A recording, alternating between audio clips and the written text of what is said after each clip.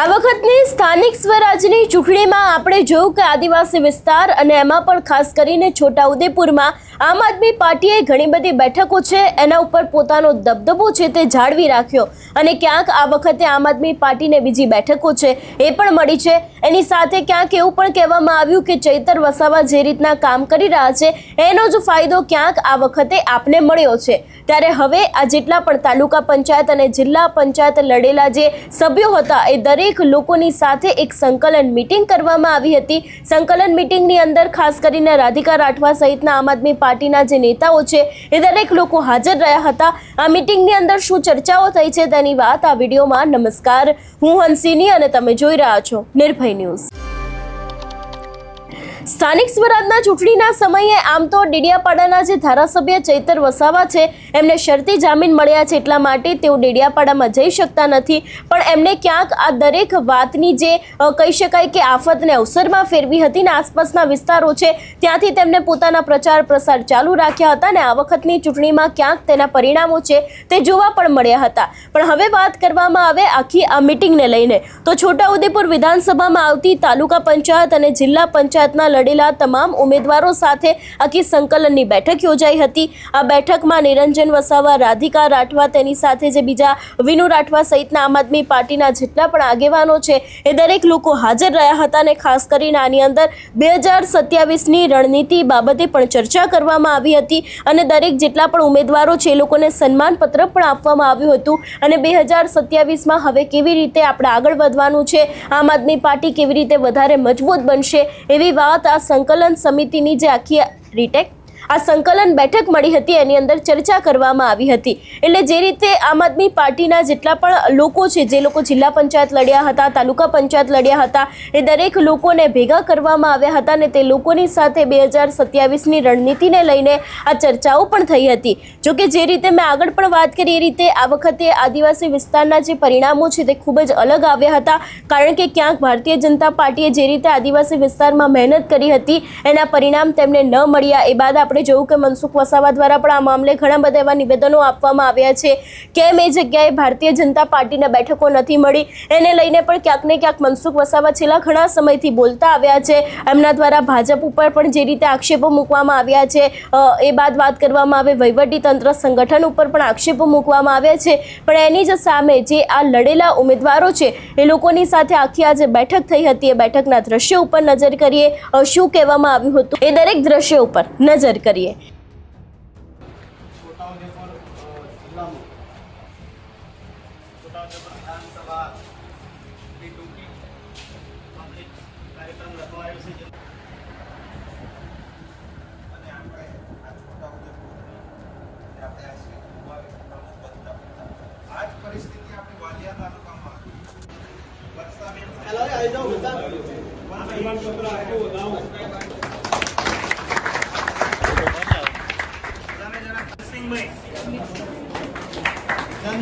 ચંદુભાઈ, રાધીબેન, પારુલબેન, જગુભાઈ, મીરાબેન, ભક્તસિંહભાઈ, મીરાબેન, ચંદુભાઈ, શંકરભાઈ છે, પછી જમીલાબેન, વરસનભાઈ,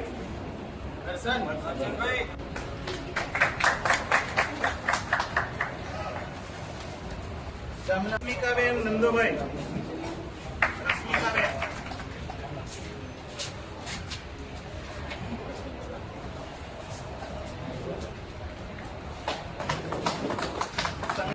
ગંગાબેન, ઈશ્વરભાઈ,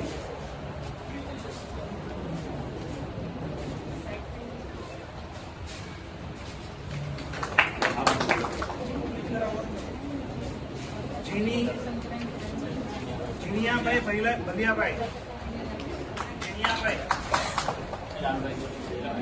જયેશભાઈ, વાલજીભાઈ,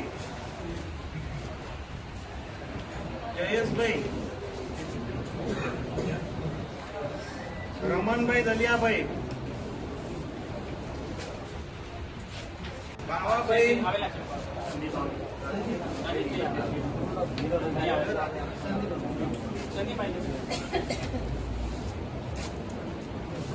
જયેશભાઈ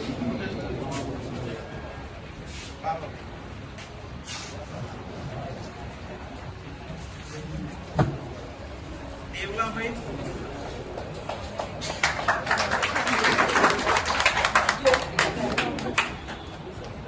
સુરસિંહભાઈ નરેશભાઈ લટુભાઈ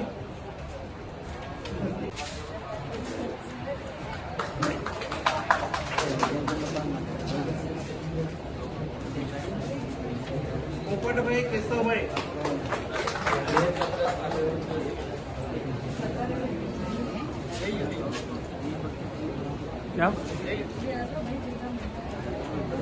જ્યોત્સનાબેન મુકેશભાઈ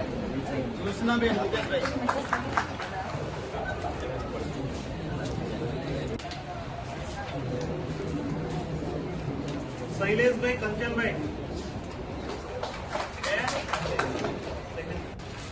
લીલાબેન ચિમનભાઈ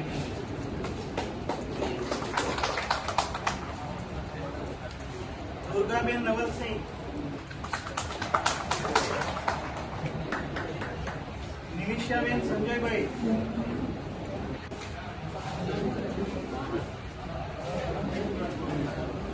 રેખાબેન હિતેશભાઈ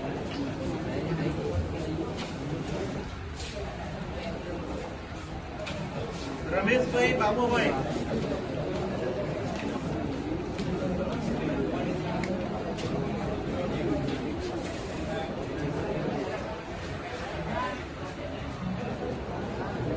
અજયભાઈ પાલસંડા તાલુકા પંચાયત અજયકુમાર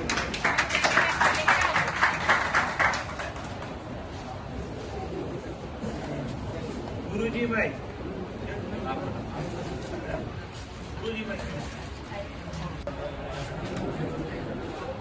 પારુલબેન કલ્પેશભાઈ ખડાસ તાલુકા પંચાયત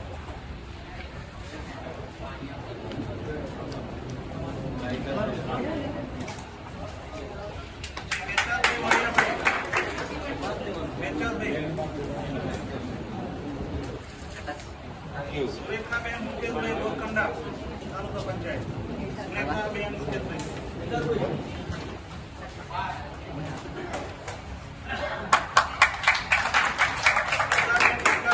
તાલુકા પંચાયત બેના બાજુ જો મોહસિંહભાઈ બેસરભાઈ મુવાડા તાલુકા પંચાયત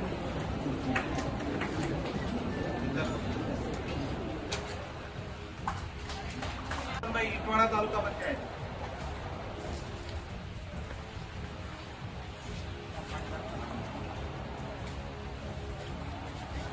અનિલભાઈ જયસિંહભાઈ કદવાલ તાલુકા પંચાયત વર્ષાબેન અક્ષયભાઈ કંડા તાલુકા પંચાયત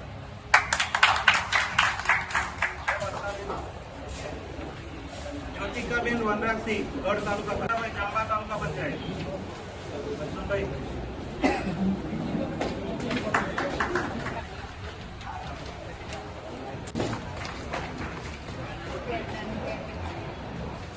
તો આપણા સમક્ષ પ્રદેશના સંગઠન મંત્રી એવા નિરંજનભાઈ વસાવા પધાર્યા છે.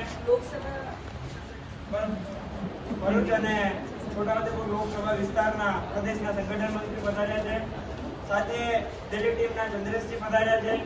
છોટાઉદેપુર લોકસભાના ઇન્ચાર્જ એવા મુકેશભાઈ વાલિયા છે. પછી છોટાઉદેપુર જિલ્લા પ્રમુખ એવા લતિકાબેન છે. જિલ્લા મહામંત્રી વિનેશભાઈ છે.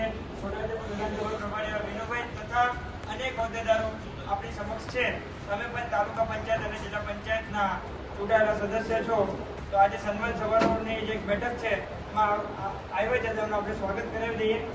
સૌપ્રથમ હું કદવા તાલુકા પ્રમુખને વિનંતી કરીશ કે તેઓ પ્રદેશ સંગઠન મંત્રી એવા નિરંજનભાઈનું સ્વાગત કરે.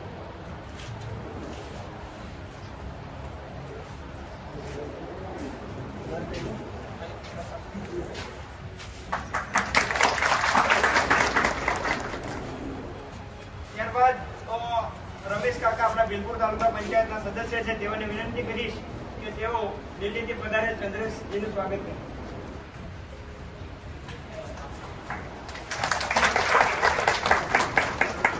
ત્યારબાદ આપણા સમક્ષ રાયસિંગપુરા તાલુકા પંચાયતના સદસ્ય એવા શર્માબેનને વિનંતી કરીશ કે તેઓ આપણા જિલ્લા પ્રમુખનું સ્વાગત કરે છે. રાધિકાબેન.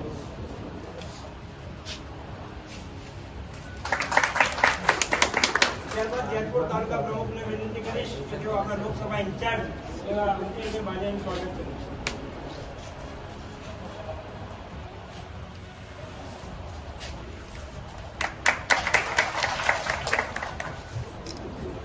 ત્યારબાદ આપણા ગોડાડા તાલુકા પંચાયતના સદસ્ય એવા પિન્ટુભાઈને વિનંતી કરીશ કે તેઓ છોટાઉદેપુર વિધાનસભા પ્રભારી વિનુભાઈનું સ્વાગત કરે.